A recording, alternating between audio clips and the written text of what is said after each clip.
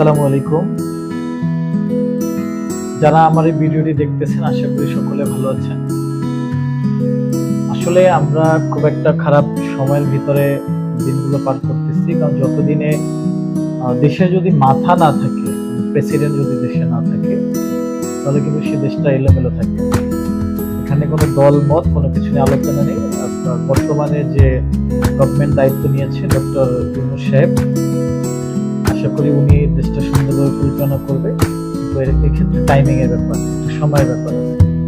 তো আসলে এখন পর্যন্ত সময়টা ভালো কোনো দিকে যায়নি। আমরা যারা এয়ারপোর্ট রিলেটেড কাজ করি, তারা ঢাকা এয়ারপোর্টে গত কুরবানি ঈদের পূর্ব থেকে আমরা খুব বড় রকম কিছু প্রবলেম ফেস করেছি। কাস্টমস যারা আছে, কাস্টম কর্মকর্তা, ওনারা তো হ্যাসেল দেওয়ার জন্য বসেই থাকে সবসময়।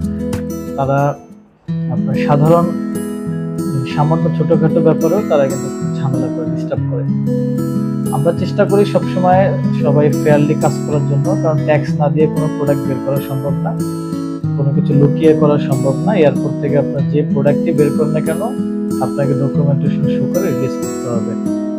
তো যে সকল গ্রাহক আমাদেরকে পণ্য দিয়েছেন ইম্পোর্ট, যাদের প্রোডাক্টগুলো আমরা এখন পর্যন্ত ডেলিভারি করতে পারিনি, আমাদের আরো কিছুদিন সময়ের দরকার। আমরা সময় চাচ্ছি এখনো এয়ারপোর্টে